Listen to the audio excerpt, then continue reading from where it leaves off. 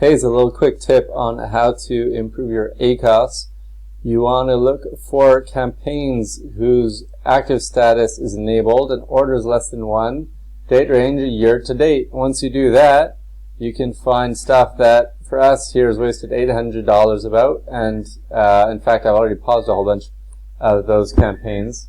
And so simple job over here, you select it all and hit pause, and that way you can eliminate a lot of wasted spend and prevent more wasted spend from happening down the line. I'm David Goldenberg from 11 Ads for Brands, and our specialty is sponsored brand ads and Amazon PPC generally for home PPC furnishings, for home furnishings and decor brands on Amazon.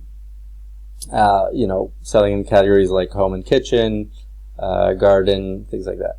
So if that's your niche, why don't you reach out and we can help you improve your ACOS, increase your sales and your market share.